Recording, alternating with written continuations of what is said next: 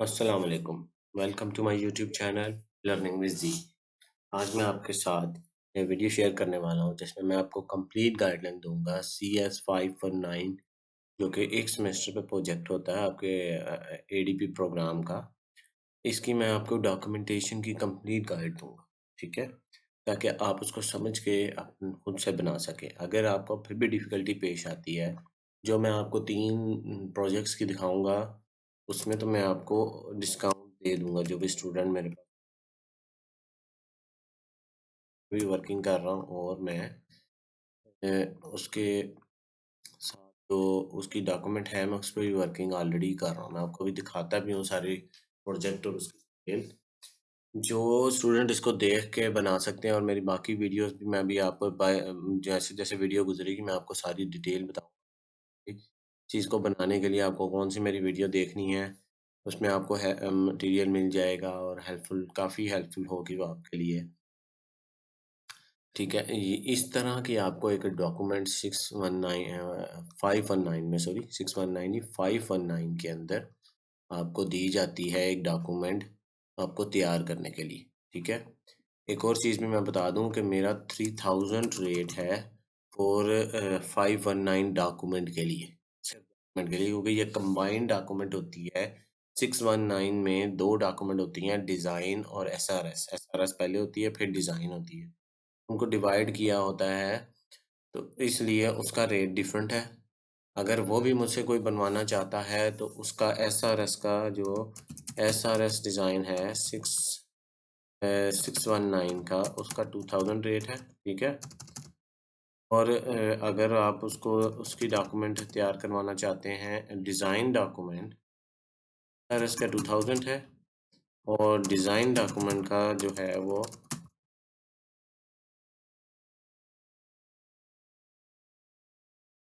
Document का आपको 3000 rate है। लेकिन क्योंकि मैं इस पे इन जो आपको दिखाऊंगा प्रोजेक्ट, मैं उन पे काम कर रहा हूँ ऑलरेडी, तो मैं उसमें आपको पॉसिबली जो डिस्काउंट होगा मैं वो दे दूंगा।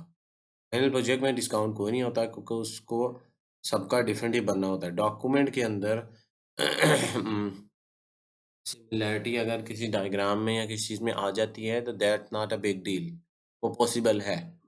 उसमें ऐसा कोई वो हार्ड एंड फास्ट रूल नहीं होता कि अगर वो किसी स्टूडेंट की एक जैसी सिमिलैरिटीज़ हों, 2 स्टूडेंट या 3 स्टूडेंट या 4 की, वो उसमें कोई इश्यू नहीं आता। इसलिए मैं उसकी डॉक्यूमेंट में आपको 519 में डिस्काउंट दे दूँगा जो आपको पॉसिबल होगा।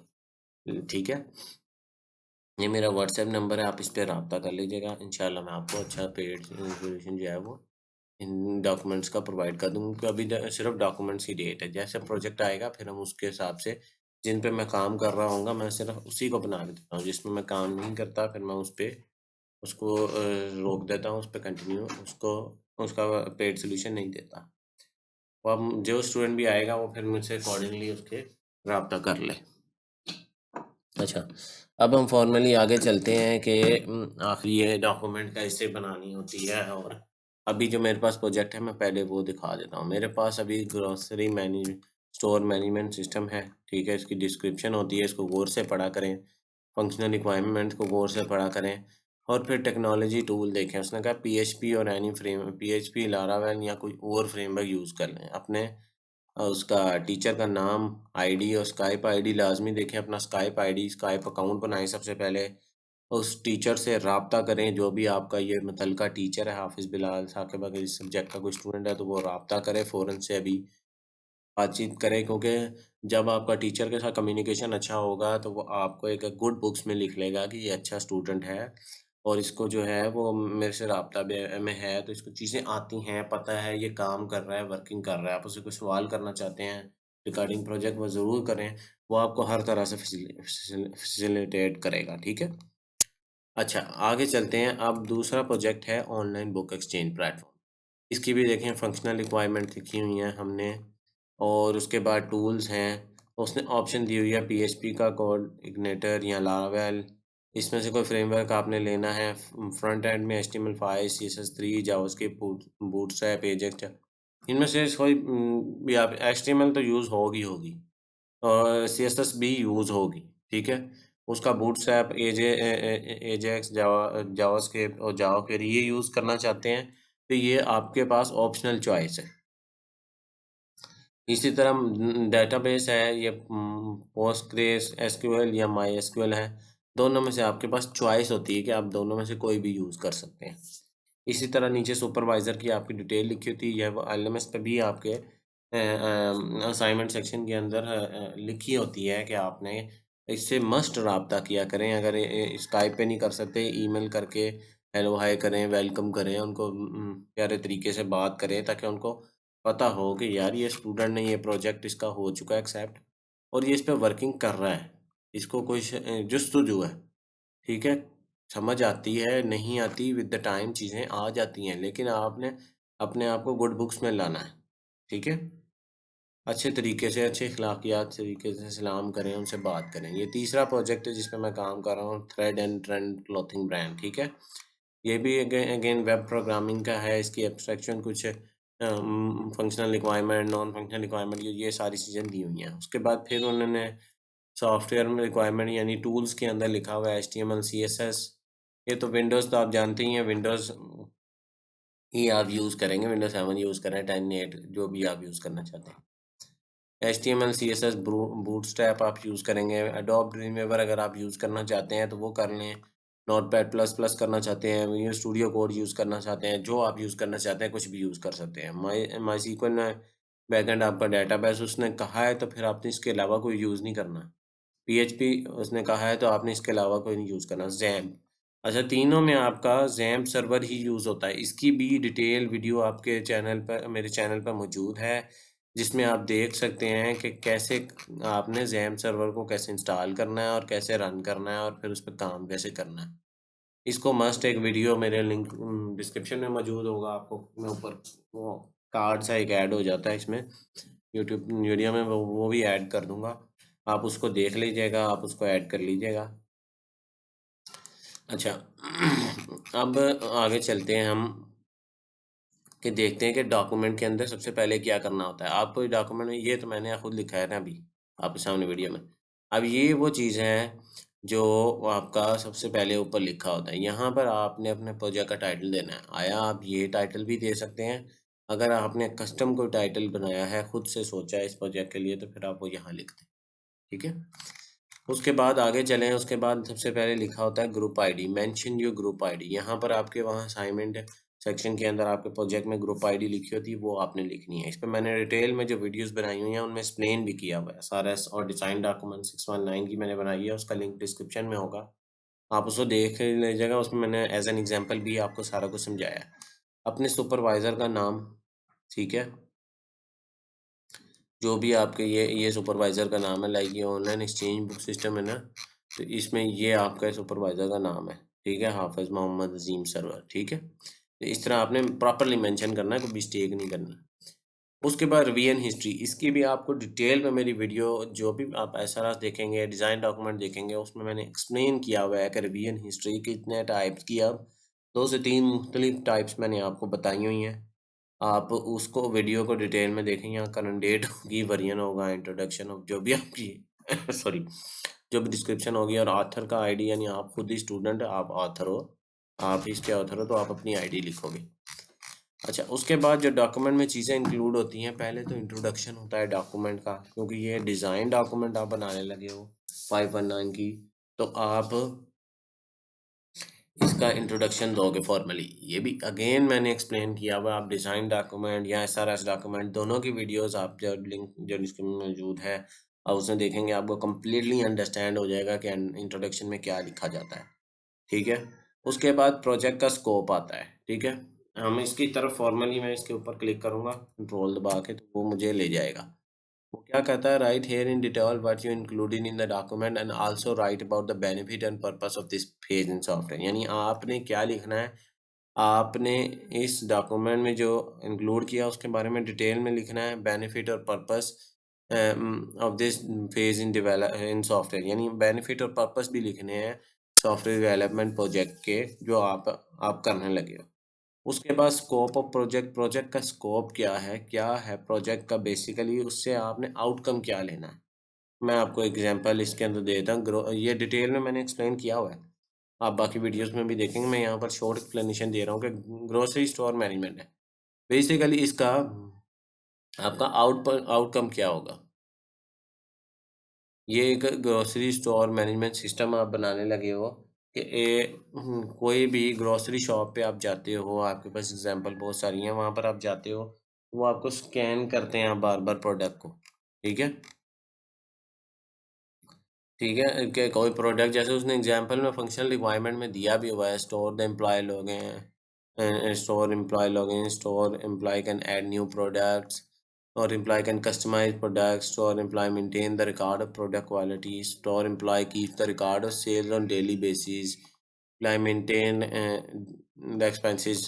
आपकी यूरो स्टोर की एग्जांपल है, आपके लाहौर सिटी में यूरो स्टोर होगा, बड़े बड़े मार्ट्स जितने होते हैं उन सब ने ये, जब आप उनके पास कोई आइटम लेके जाते हो तो वो स्कैन करते हैं बारकोड से, या वो उसके सामने से फेरते हैं या उसको एंटर कर देते हैं मैन्युअली। तो जो वो सिस्टम चल रहा है वो basically grocery store management system होता है। तो आपने उस तरह का सिस्टम बनाना है, तो उसका स्कोप क्या होगा कि ताकि वो पब्लिक तक इजीली वो पहुंच सके, अच्छा इंटरफेस होगा, लोगों को यूज़र फ्रेंडली इंटरफेस हम देंगे, इस तरह की बातें हमने इसके अंदर के स्कोप बताना है कि उसका आउटकम क्या होगा इस प्रोजेक्ट का, ठीक है। उसके बाद फंक्शनल और नॉन फंक्शनल रिक्वायरमेंट्स क्या होती हैं, इसमें आपने डिटेल में मैंने वीडियो में भी एक्सप्लेन किया हुआ है। फंक्शनल वो रिक्वायरमेंट होती हैं जो कि इसकी अपनी सिस्टमैटिक टेक्निकल चीज़ें हैं प्रोजेक्ट की, लाइक उसने स्टोर करना है प्रोडक्ट को, ऐड करना है, लॉगिन करना है, रजिस्टर करना है।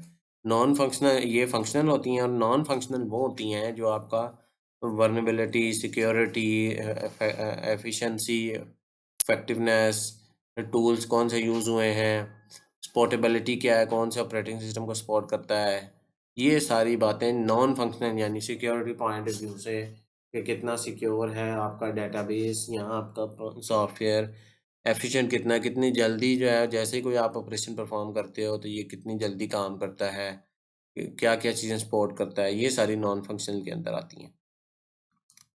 उसके बाद यूज़ केसेस की सेपरेट यूज़ केस की वीडियो मैंने बनाई हुई है, वो आप लिंक डिस्क्रिप्शन में देख लीजिएगा। बिल्कुल डिटेल में मैंने बिल्कुल समझाया हुआ है आपको कि यूज़ केस में एक्टर्स क्या होते हैं, उनका आगे यूज़ केसेस क्या चीज़ हैं, यूज़ केसेस से आगे आपने फर्दर क्या बना सकते हैं, उससे आप आगे यूज़ केसेस लिख सकते हैं। उसके बाद उस यूज़ केसेस से आप टेस्ट केसेस लिख सकते हो, सीक्वेंस डायग्राम बना सकते हो।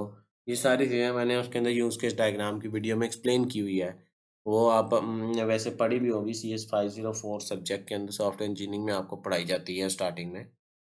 आप वो ज़रूर देखिएगा। वर्क प्लान बेसिकली आपको मैं बता दूँ, एक गैंट चार्ट आपने बनाना होता है कि प्रोजेक्ट स्टार्ट कब हुआ है, उसमें कौन-कौन सा फ़ेज़ है। जैसे इसमें सिर्फ़ 2 फ़ेज़ हैं। पहला फ़ेज़ ये है कि आपका मेरे ख़्याल से 4 या 5 तारीख को ये स्टार्ट हुआ है, 4-5 नवंबर को, और इसकी ड्यू डेट मैंने ऊपर लिखी थी, 20 नवंबर इसकी ड्यू डेट है, ठीक है?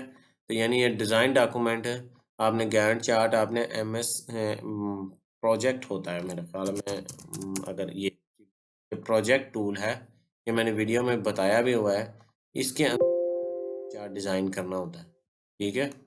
यहाँ आप वो मैंने डिटेल में वीडियो आप देखेंगे, वो सारी बताई हुई है कि नाम लिखना है टास्क का, उसकी ड्यूरेशन कितनी है, स्टार्ट कब होगा, फिनिश कब होगा, इससे पहले अगर कोई है। तो इसमें सिर्फ जस्ट 2 टास्क हैं। आपने डिज़ाइन डॉक्यूमेंट बनानी है, और आपने फाइनल डिलिवरेबल जो भी उसकी स्टार्टिंग डेट और ending date according to mention है, वो आपने प्रोवाइड करनी होती है। मेन अगर आपका 619 प्रोजेक्ट है तो उसमें 4 या 5 फेज़ आते हैं। वाइवा भी होगा, उसके अंदर और भी चीज़ें होंगी, इसमें भी आपने वाइवा देना है। आफ्टर फाइनल आप प्रोजेक्ट के जब 31 दिसंबर को इसकी लास्ट डेट है, जब आप वो सबमिट करवाएँगे, उसके बाद 20 टू 30 डेज़ के बिटवीन में आपका एक वाइवा होगा, उसके बाद आपके मार्क्स लग के आप फाइनल में ऐड होके आप क्लियर होंगे, पास आउट कंसीडर होंगे। अगर आप वाइवे में फेल हो जाते हैं तो फिर फेल कंसीडर होंगे। ये चीज़ आपने याद रखनी है। आप प्रोजेक्ट सबमिट करवा दें, आप डॉक्यूमेंट सबमिट करवा दें, लेकिन जब तक आप वाइवा क्लियर नहीं करेंगे तब तक आप पास कंसीडर नहीं होते, ठीक है।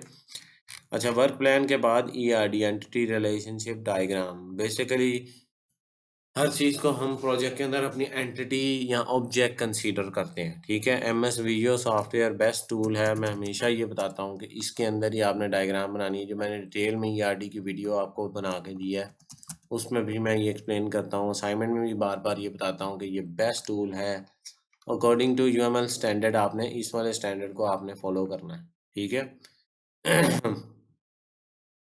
यानी ये एंटिटी है आपकी एक, उसके एट्रीब्यूट, उसका आपसी रिलेशनशिप सारों का दिखाना होता है।